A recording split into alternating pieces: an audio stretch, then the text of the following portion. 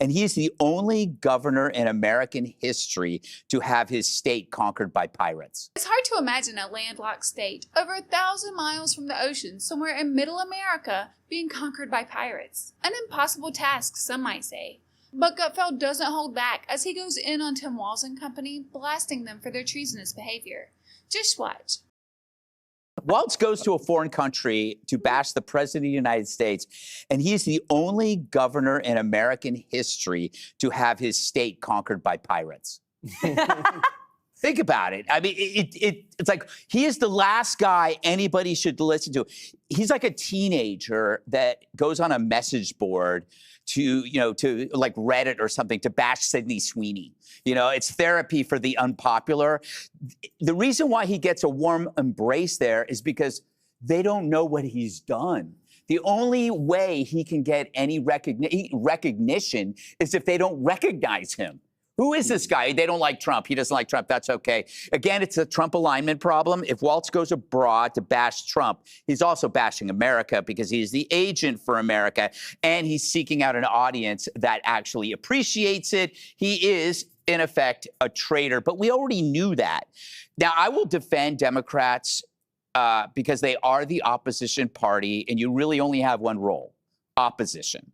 This is why when we talk about how politically divided we are, it's true, but it's also kind of baked in the system. You can't expect the Dems to embrace the Republicans when the Dems aren't in power. That's how it works. However, you do expect fierce opposition with a measure of responsibility. If there are two boxers in the ring, there's an agreement one isn't going to enter the ring with a switchblade. But they've decided that Trump is Hitler. Therefore, you can suspend the rules. You can unleash lawfare, you can create hoaxes, you can involve foreign actors, and you can fly to other countries to trash the president because he's different. He's different. But this is still the same thing. It's still treason. I really can't think of another word to describe what's going on here.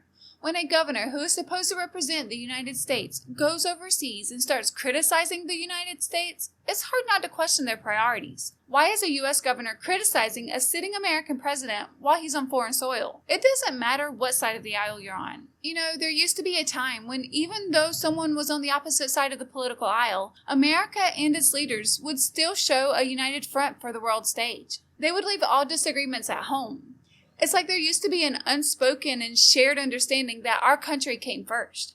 But now that line has been completely blurred out. And instead of unity, there's constant division. And unfortunately, that division is being amplified by people like Tim Walz, who seem to be more focused on criticizing their own country instead of representing it, all because their feelings are hurt and they don't like the commander-in-chief. But what it's doing is making our national identity take a back seat to their political agendas.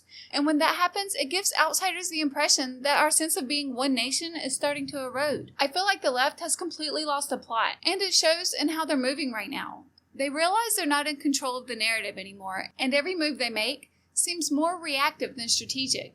Just think about it. Their messaging is scattered all over the place. Their priorities have completely drifted away from the American people as a whole, and they constantly seem like they're panicking. Everything is emotional and lacks basic logic, and it's all about optics. Tim Walz is a perfect example of that. He goes overseas, trashes Donald Trump, and gets applause from a crowd who already agrees with him. But like Gutfeld said, knows nothing about him, knows nothing about his track record, knows nothing about him. And he must think that bashing Donald Trump on foreign soil makes him look tough or bold. But in reality, it makes him look even more weak than before. But the real question is, when will Tim Walz be held accountable for his actions? Not only these in Spain, but the mass fraud he allowed to ravage his state. Because his responsibility as governor is clear. Run the state, manage the budget, enforce the laws, and oversee how taxpayer money is actually being spent. But it seems like the Democrats have gotten away with so much that they operate like accountability isn't even a concern anymore.